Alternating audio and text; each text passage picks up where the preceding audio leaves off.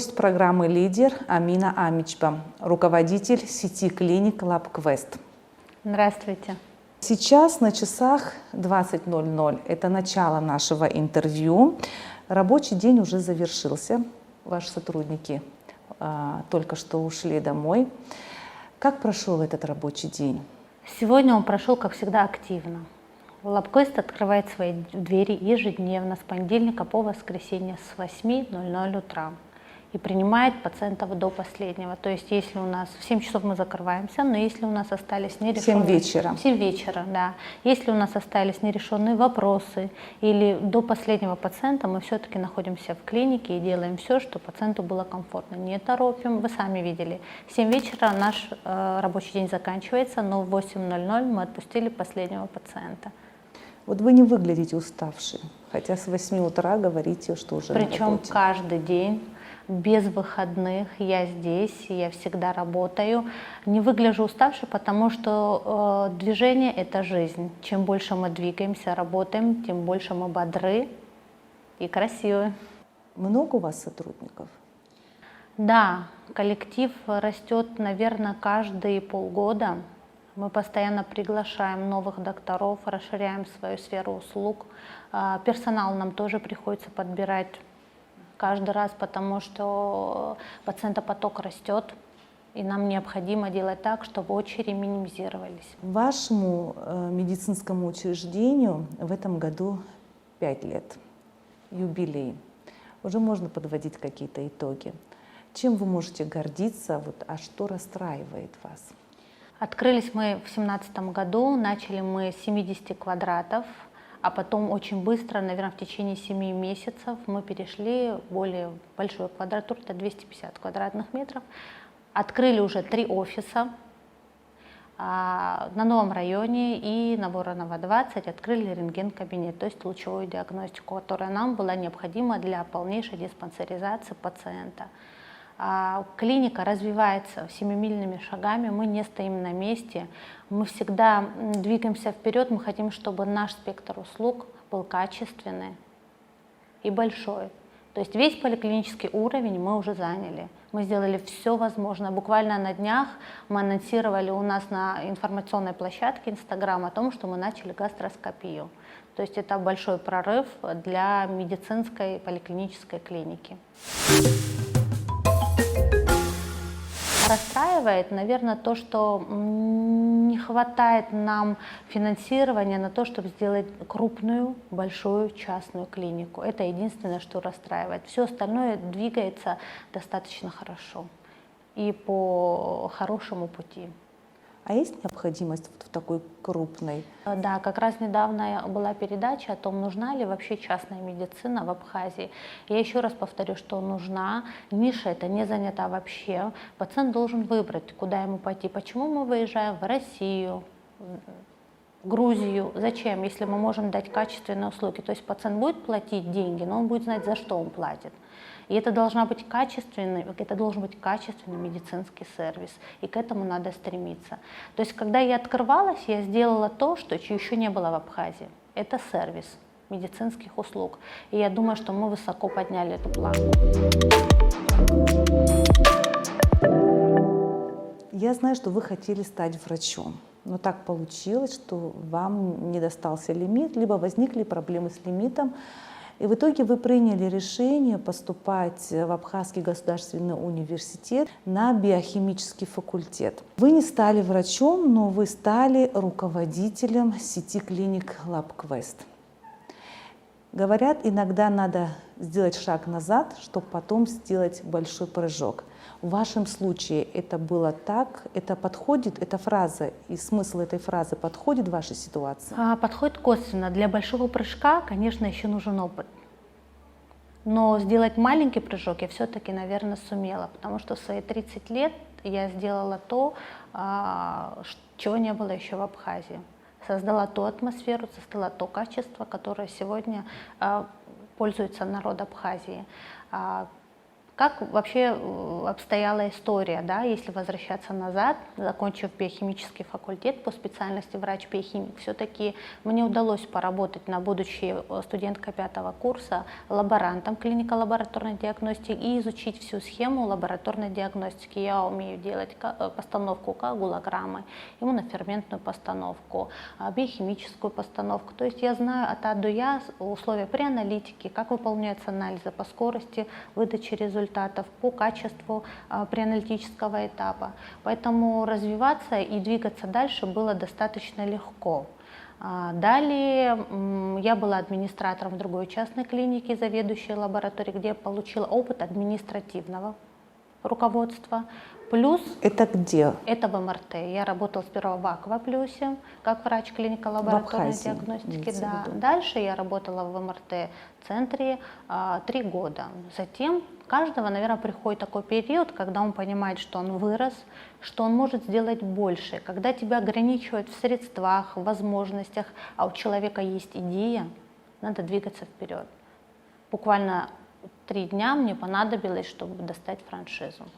Договориться о том, что я могу представлять крупнейший бренд Российской Федерации на территории Абхазии. И мы создали LabQuest. То есть люди с инициативой, с идеей могут добиться многого. Конечно, человек должен верить в то, что он делает. Он должен знать то, что он делает, и верить. Верить в свои убеждения, верить в свою же идею, которую человек создает.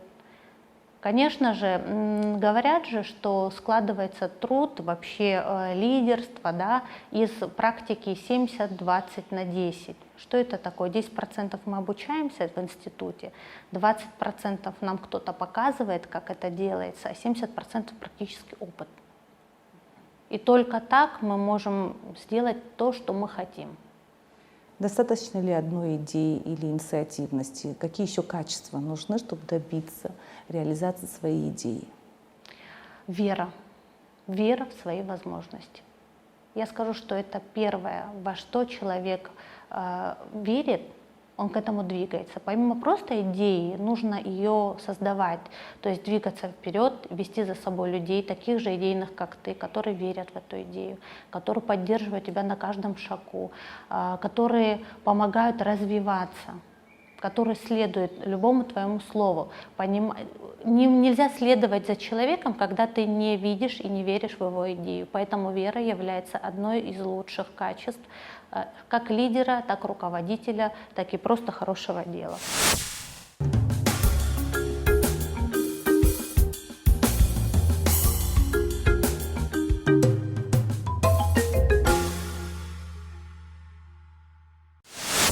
Когда вы начинали создавать сеть клиник LabQuest в Абхазии, вы верили, что через 5 лет, то есть сегодня, достигнете того, что есть сегодня у вас? Или все-таки ожидали больше, меньше? Честно говоря, когда я начинала, я верила в то, что получится создать некую маленькую лабораторию, маленькую. Но буквально полгода я поняла, что я выросла из этой маленькой лаборатории, и мне нужен клинико-диагностический центр. И я пошла дальше. Количество врачей увеличивалось, количество спроса увеличивалось. Развиваешься, когда есть спрос. Если нет спроса, ты не идешь никуда. Но чтобы был спрос, пациенту должно нравиться. Пациент должен быть доволен, должно быть качественно. Выходя из клиники, не так, чтобы результат там был доволен только пациент, а чтобы результатом был доволен лечащий доктор. Анализы принимались на территории России, на территории Европы, Грузии, неважно, куда пациент выезжает, чтобы его не мучили, говоря, пересдавать анализы заново или переделывать какое-либо заключение врача. Вот к этому мы и стремимся. LabQuest — это известный медицинский бренд. Я, как понимаю, вы приобрели права на этот бренд, франшиз. Какие были требования у владельца, а какие были риски у вас? Скажу так, я выбрала LabQuest на тот момент, наверное, была первая франшиза. Вы спросите, как ты решилась на ту франшизу, которая еще вообще неизвестна была на территории России. Но вы знаете, руководитель Дарья Львовна Пикалюк, одна из очень грамотных руководителей медбизнес-консалтинга, которая создала эту крупнейшую лабораторию из лучших современных диагностических аппаратов, которые собраны из разных стран.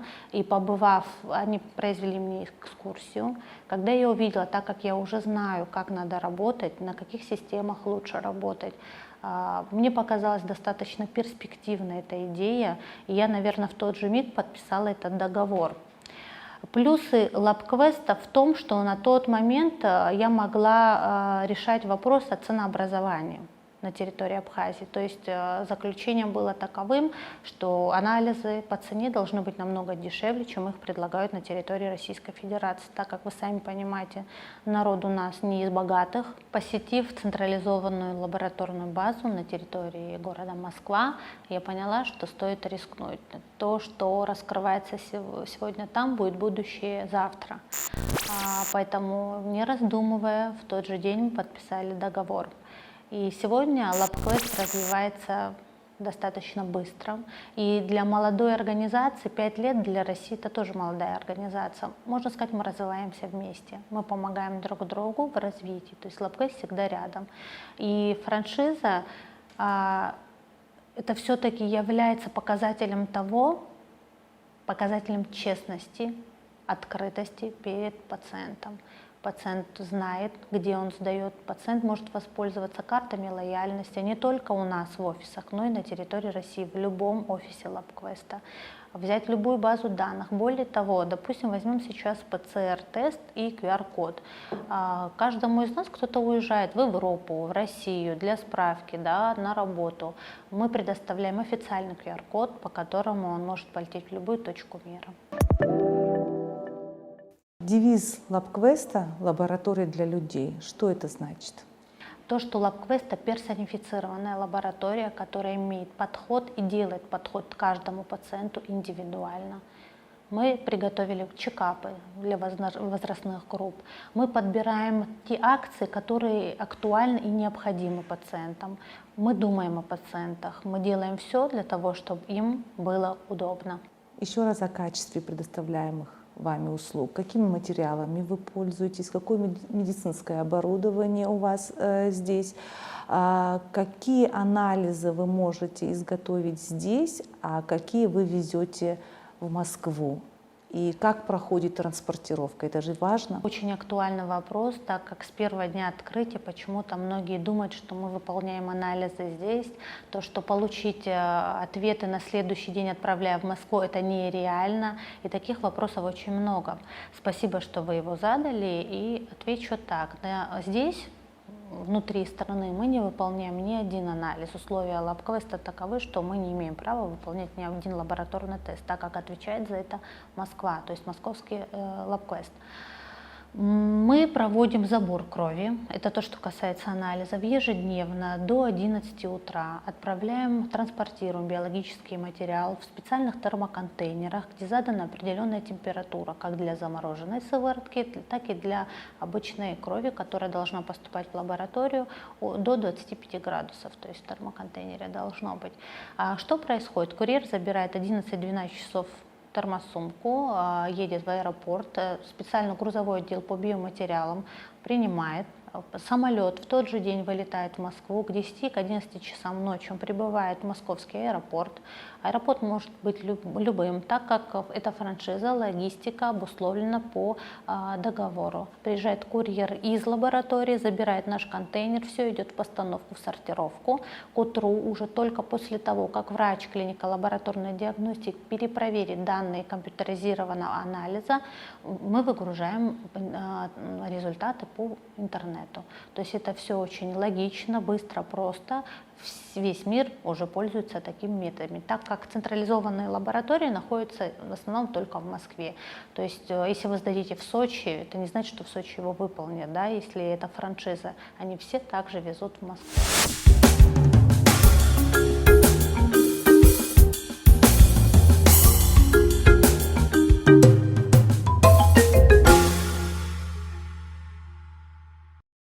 Я смотрела ваши расценки на сайте. Это очень удобно, когда пациент готовится сдать анализы, исследовать свой организм и при этом знает, в какую сумму это ему обойдется. Удобно еще и то, что можно записаться по телефону и не надо стоять в живой очереди. А от живой очереди люди не просто устают, но и в наше время это еще и опасно. Можно заразиться ковидом, да и любым другим вирусом. Это плюс. Комфортные условия. У вас есть выдержанный свой стиль, вежливый персонал. Какому пациенту это не нравится? Это нравится всем. Но многие думают, что за этот сервис надо платить много денег, и это им не по карману. У меня такой вопрос. Насколько ваш прейскурант отличается от прейскуранта государственных медучреждений? Частная клиника – это частная клиника. Мы, к сожалению, не можем делать анализы бесплатно, как, в принципе, должно делать государство, да? Но бесплатная медицина очень тяжело в наше время. Даже государственные структуры, на мой взгляд, должны ввести все-таки прейскурант цен на лабораторные услуги у себя в больнице. Фиксированные услуги, чтобы пациент понимал, что он может, а что нет. Плюс к этому, конечно, нужно делать градацию, то есть понимать, каким пациентам это делать бесплатно, кто может заплатить. Ценообразование, конечно, с больницей мы сравнивать не можем. Я в основном конкурирую с частными клиниками, которые находятся на территории Абхазии, мониторю их цены и всегда пытаюсь сделать либо на уровне, либо ниже. Для этого мои конкуренты. В чем оно заключается? В том, что сервис должен быть лучше, качество предоставляемых услуг должно быть лучше, а также и ценообразование должно быть лучше, так как пациент зачастую, когда он никогда еще не был ни в одном учреждении, он выбирает по цене, а потом уже идет за качество. К сожалению, это так. Поэтому конкурировать с больницей мы, как правило, даже не можем. В больницах нет таксы. Пациент приходит и просто сам благодарит своего доктора, да, или платит за анализы. Так оно, в принципе, и есть. Как происходит на самом деле, это уже большой вопрос. В этом плане частная клиника LabQuest абсолютно прозрачна.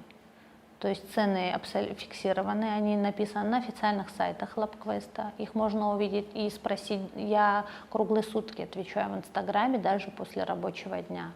То есть и в 12 ночи, и в 7 утра, если кто-то делает запрос на то или иное исследование, хочет записаться к такому-то или иному врачу, то есть я всегда отвечаю пациентам. Без ответа не остался никто. Несмотря на то, что у вас франшиза, у вас цены отличаются от LabQuest в Москве. Это и было условие при покупке франшизы, что мы должны быть ниже, доступность ценообразования должна быть для нашего народа. Мы все-таки думаем, мы же не враги своему народу, мы стараемся облегчить хоть как-то жизнь. Хотя многие не понимают и говорят, что у нас дорого. А зачастую говорят те люди, которые не побывали еще у нас ни разу.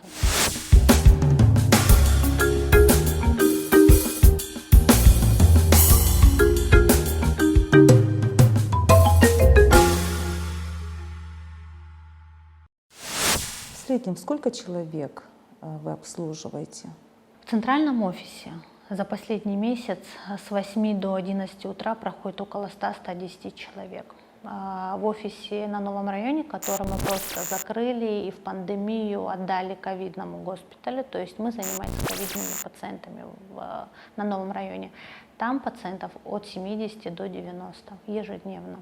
Если благоустройство здания и техническое оснащение может зависеть от финансовых затрат из госбюджета, если мы говорим о государственных медучреждениях, то внутренняя организация работы, как построить правильно работу, например, запись пациента к врачу по телефону и так далее, много этих тонкостей, это возможно сделать, мне кажется, и без больших финансовых затрат, если человек инициативный, если человек может управлять. Можно ли в государственных учреждениях работать в таком же стиле, как и здесь? Скажу так, в больнице, наверное, это сложнее, но опять-таки это зависит все от организации. Но сделать это в поликлинике абсолютно реально. Сколько у нас поликлиник по всей стране? В каждом районе есть своя районная поликлиника. И вообще, по моему мнению, надо разгружать государственные районные больницы и создавать хороший поликлиники, районные поликлиники, там, куда пациент может по звонку прийти в свое время, решить любой свой вопрос, а уже при сложных случаях обращаться в больницу. Больница уже захлебывается. Честно говоря, распыляться на сложные случаи поликлинический уровень немножко тяжело. Если есть организация, хорошая организация, опять-таки нужны люди. Надо начинать с медицинского среднего учреждения. Это колледжи, набирать студентов, которые окончили, и привязывать их к работе. Пусть начинают так, потом развиваются, а дальше каждый руководитель выбирает себе лучшего сотрудника и оставляет у себя на работе. Поверьте мне, они нужны не на вес золота. Как было бы хорошо, если бы районные поликлиники имели в интернете свои сайты, откуда тут можно уже было бы вопрос записываться немножко врачу. к IT-организациям. Мы должны развивать цифровую медицину. Цифровая медицина складывается из айтишников, которые умеют делать эту цифровую запись. Это достаточно трудоемко, дорогостояще, во всяком случае на территории России. Вот у нас она вся цифровизована. То есть пациент, приходя сдавать анализы, он абсолютно быстро, четко попадает в реестр, в ЛИС и МИС, который связан с Москвой. Сделать это на территории Абхазии тоже очень важно. И будет очень правильно. Более того, надо создавать карты. Посетив одно учреждение, медучреждение, все должно быть в одной базе, так, чтобы врач по приходу пациента открыл базу и увидел, что и где был пациент, какие заключения он получал, какие анализы он Израильская получал. система здравоохранения, как-то я с ней знакомилась в Израиле, и они... Согласитесь, это очень удобно. Да. Это очень правильно. Вам не надо искать бумажки, которые вы, может быть, потеряли, запрашивать их по новой. Может быть, в частной клинике. Может, ты не помнишь, да, какие а может, они вообще препараты потерялись пил уже. месяц назад.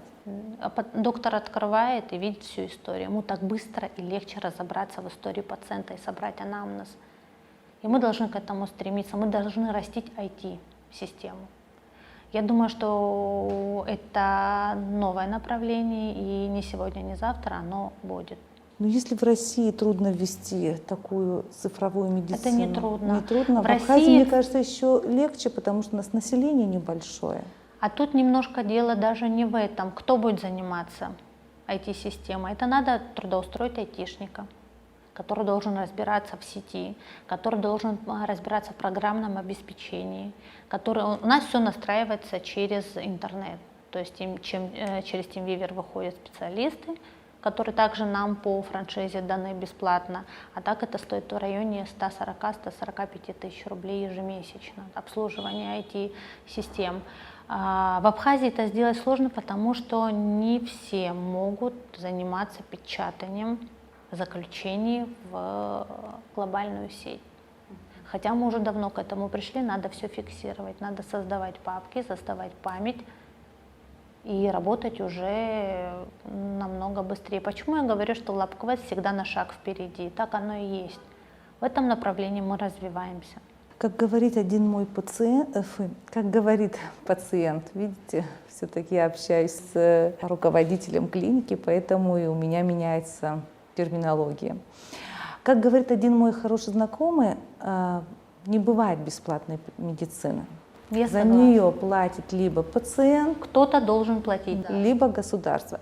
Мы знаем возможности нашего государства, тем более вот в такое время, когда весь мир борется с ковидом, и страны с хорошей, квалифицированной, качественной медициной не справляются с ковидом. Тем более наши скромные возможности в данной ситуации, несмотря на это, и правительство, и врачи пытаются побороть ковид в Абхазии, борются с ней. Я к тому, что вопрос о бесплатной медицине, вопрос уже давно обсуждается. Есть ли у нас бесплатная медицина? Нужна ли нам платная медицина? Что вы думаете по этому поводу? Скажу так, если пациент хочет получить хороший анализ на хороших тех-системах, все это стоит денег.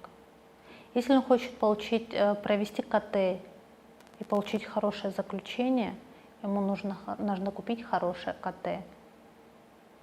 А купить это дорого сегодня. Бесплатно бывает только сыр в мышеловке при качественной услуге. Но наше государство все равно молодцы. Я более того скажу,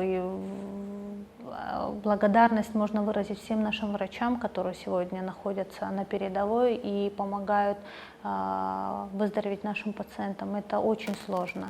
И не имея даже элементарных расходников, они пытаются все делать на уровне. И поверьте мне, это получается, как бы народ не писал в Фейсбуке, как бы они не возмущались, они выжимаются на все 100. Поверьте, я общаюсь с такими врачами, и я знаю, что происходит внутри. Легко осудить, нелегко работать в таких условиях. И, может быть, даже благодаря нашему менталитету каждому пациенту, каждый врач относится от души. Он борется за его жизнь, ему важна его жизнь. Они как будто все наши родственники, близкие родственники, которых мы не боимся потерять. За каждого пациента доктор в ответе, за каждого пациента доктор, может быть, когда кто-то не видит, проливать слезу. Такое тоже есть. И, если честно, лучше болеть у нас, нежели в другом месте. Многие сейчас так говорят. Мои знакомые находились в России, их мать попала в ковидный госпиталь, и они мне звонили, говорили, что держитесь в Абхазии. Если вдруг такое произойдет с вами, лучше наши врачи, потому что они всегда в контакте, потому что они позаботятся, они лишний раз зайдут и не будут работать только по протоколу. Абсолютно поддерживаю, потому что протоколом никогда нельзя работать по протоколу. Врач должен чувствовать пациента. У каждого пациента есть свои хронические заболевания, у каждого пациента индивидуальная реакция на введение того или иного препарата. Если врач не будет расценивать ситуацию на все 360 градусов, он получит не тот исход, который он ожидает. Поэтому, отходя от протокола, мы делаем правильно. Конечно, каждому виднее. Сейчас я не лечащий врач, я не могу такие вещи говорить аргументированно, да, но я все-таки в близких отношениях с каждым врачом. В каком плане они рассказывают ежедневно, что происходит в том же Гудаутском госпитале.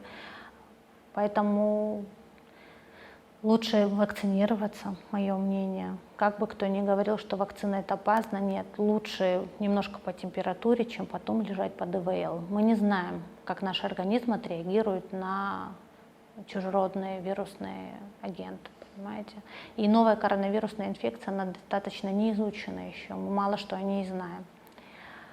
Что касается в целом государства, государство выжимается, очень много пробелов в государственной системе здравоохранения, которые очень тяжело за раз взять и закрыть. Мое мнение, государство немножко должно со своих плеч снять груз и отдать частной медицине то, что они не могут выполнить, даже в рядовых случаях. LabQuest на сегодня выполняет более 2000 анализов.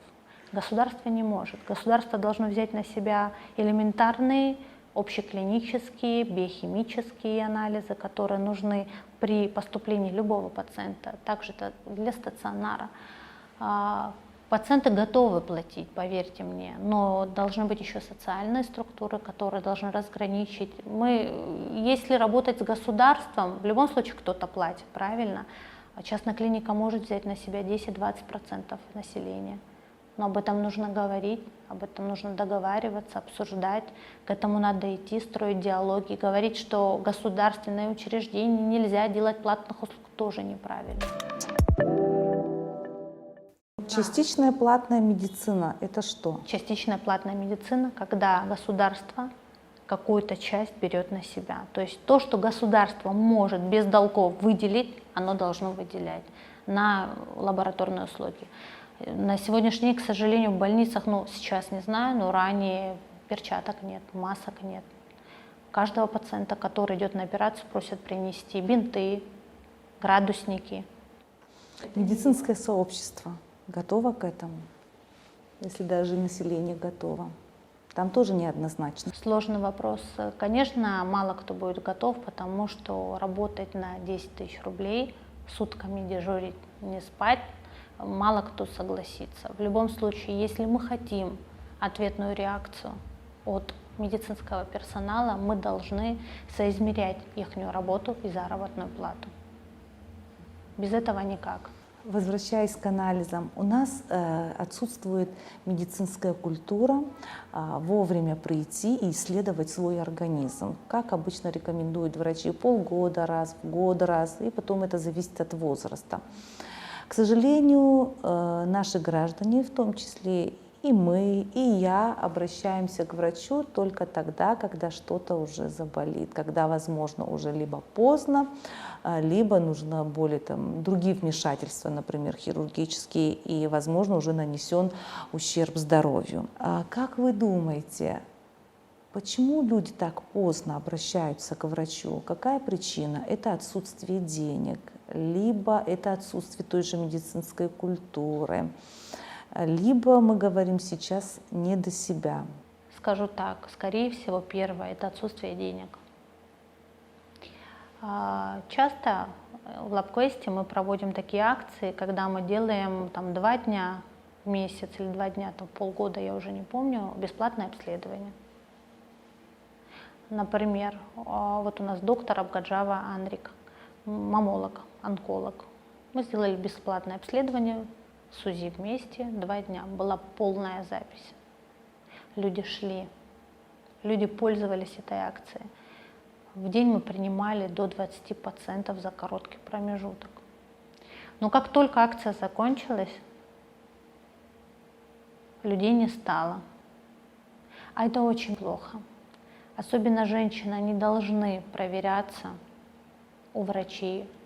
После 30 лет в год раз обязательное скрининговое обследование на онкологические заболевания. Очень развит рак шейки матки. Рак шейки матки зачастую приводит к онкологии груди. Поэтому, чтобы избежать дальнейших последствий, каждая женщина должна проводить ежегодное обследование, скрининговое обследование. Оно не такое дорогое, но это нужно. И по моим данным, я вам скажу так, что мужчины больше за собой следят. Это очень интересное За последнее открытие. время очень много мужчин в возрасте от 30 лет проходят профилактическое обследование. То есть женщины себя меньше щадят? Да. Женщины зачастую приходят, когда что-то заболит.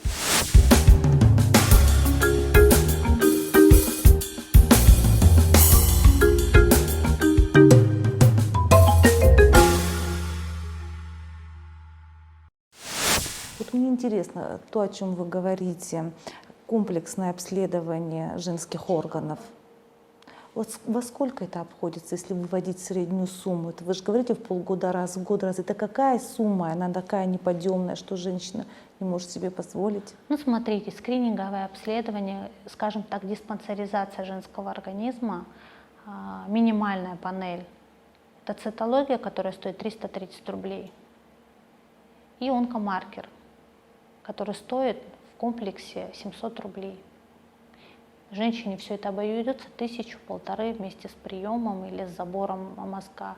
Можно сделать просто забор мазка, сдать анализ, а дальше уже по результату обращаться за интерпретацией к доктору. И зачастую, я вам скажу, даже 700 рублей – это дорого.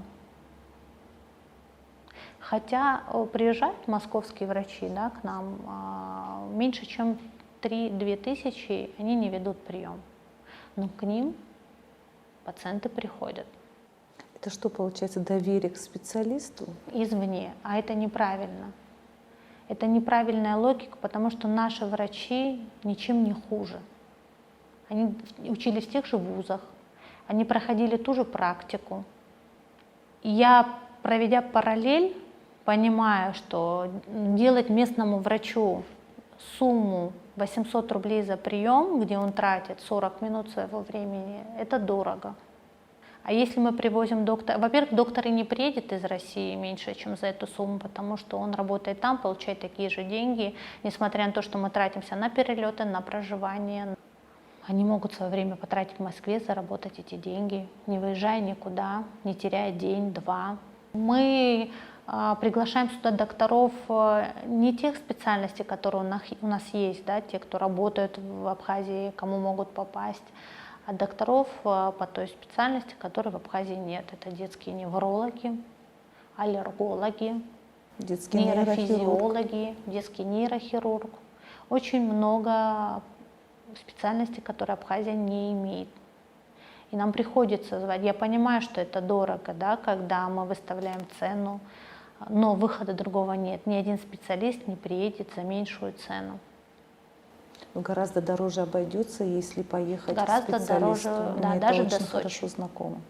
Но вот тот, кто столкнулся, они это понимают. Но те, кто не столкнулись, опять-таки потом возводят ту стену, говоря о том, что в Лапквесте очень дорого.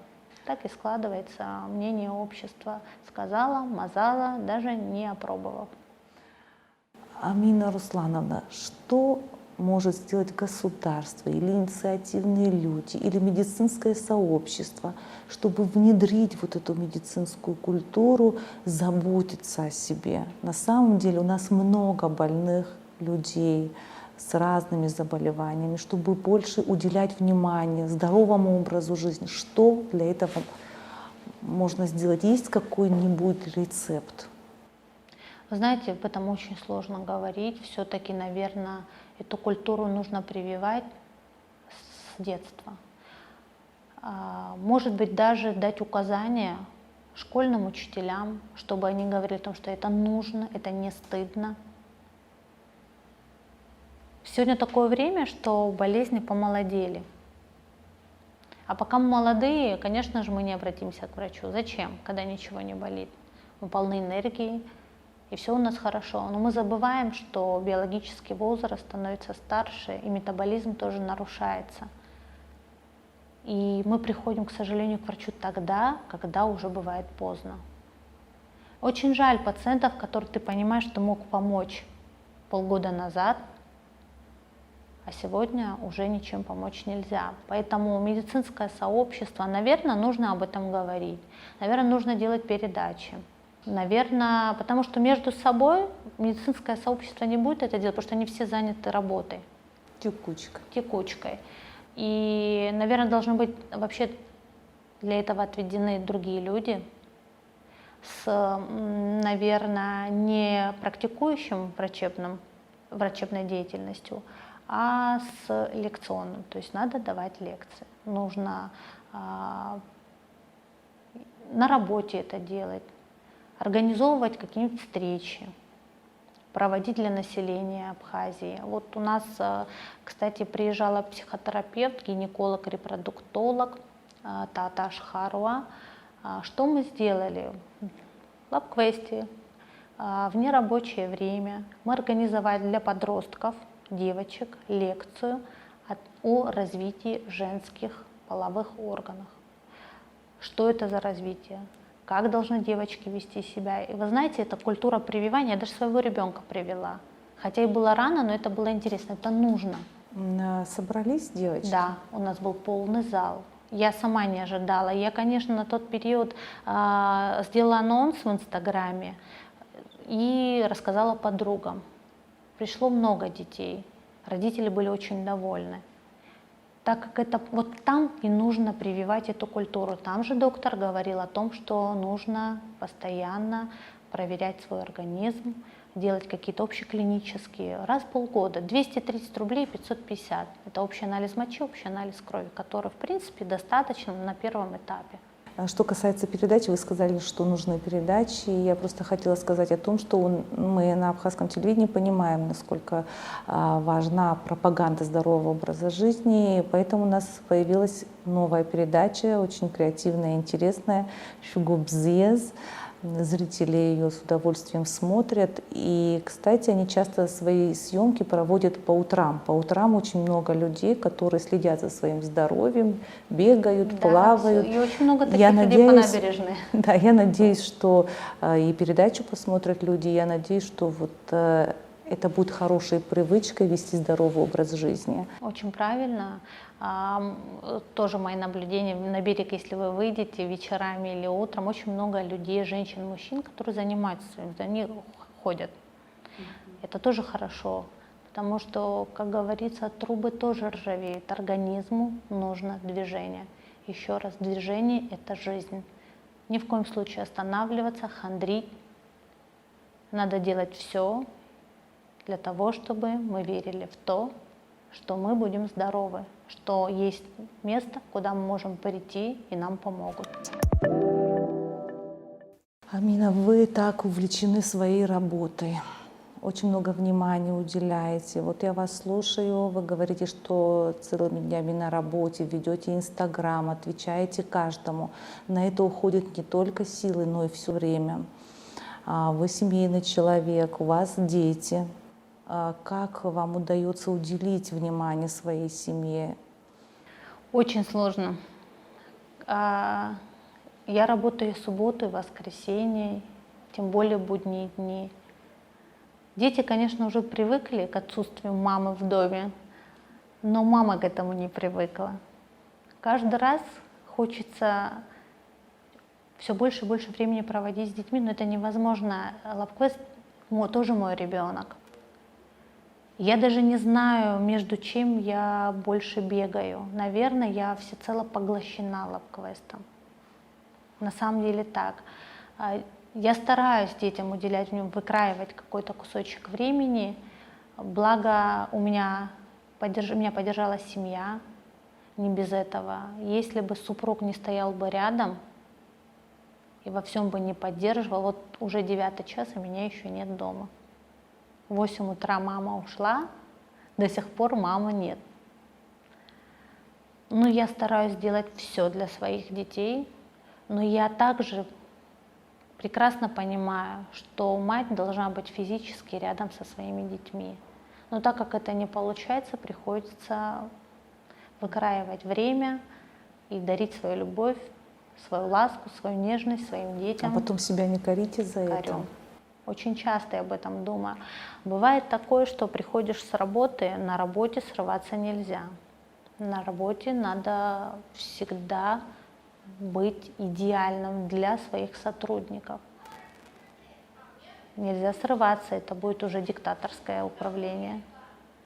Надо больше все-таки работать на дружеской основе. А приходишь домой, дети хотят всегда внимания, и тут начинаешь нервничать, психовать, там, отойдите, дайте мне отдохнуть, отстаньте, не кричите. И потом раз, я себя ловлю на мысли, стоп, дети ни в чем не виноваты.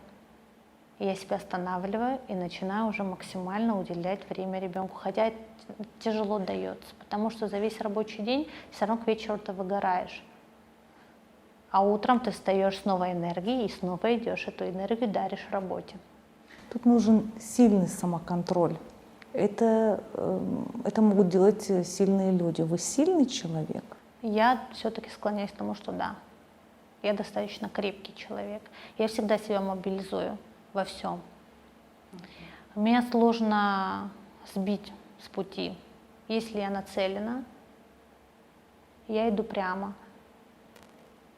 Если есть стена, я ее не ломаю, я ее разбираю. Только так можно добиться правильного пути. Разломаешь стену, следом вырастет другая. Ты ее по крупинкам разбираешь, следом стена не растет, потому что смысл, ты ее разберешь. А от обломков останется только неприятное ощущение.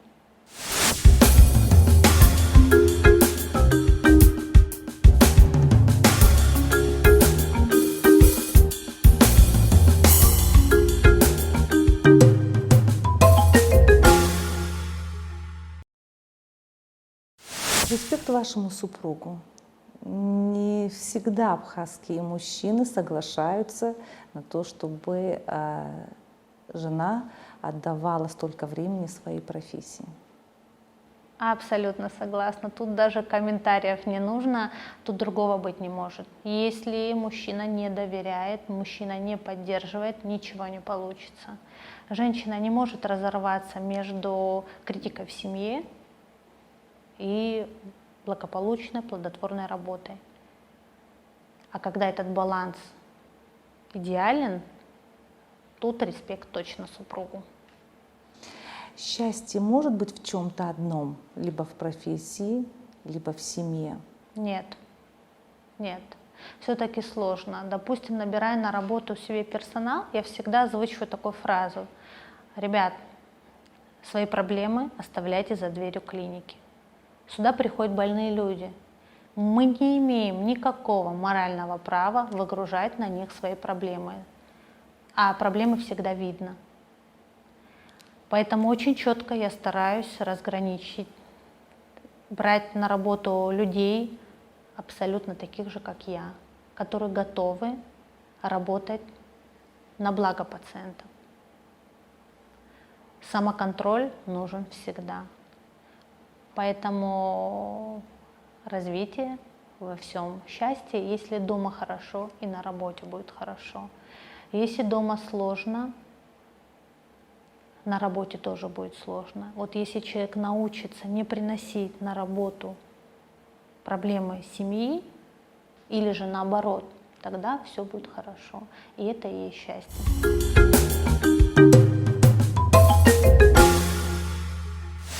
Какая ваша следующая цель? Частная, красивая, уютная больница. Сколько времени вы себе отдаете? 2 года.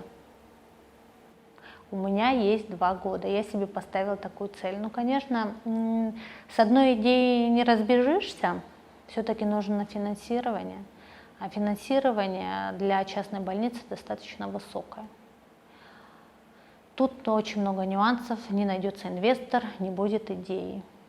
Но не всегда, когда бывают деньги, а нет идеи, будет что-то хорошее. Все-таки и то, и другое должны друг друга дополнять. И в большом поиске хорошего, грамотного инвестора, который будет понимать, что такое вложение в медицину и какова ее отдача. А все-таки совсем бизнесменам не место в медицинской сфере, даже если он инвестирует. Бизнесмен думает только о том, как заработать деньги. А медицинский инвестор думает о том, чтобы это было правильно. Заработать всегда можно. Послушав вас и учитывая ваш опыт в создании клиники LabQuest, я пришла к выводу, что для качественной медицины нам в здравоохранении надо вводить менеджмент. Менеджмент — это искусство делать вещи правильно, а лидерство — это искусство делать правильные вещи. Я думаю, у вас получилось и то, и другое. Дальнейших вам успехов, удачи, Амина. И спасибо за хорошее интервью. Спасибо вам за то, что увидели во мне лидера и пригласили на вашу передачу.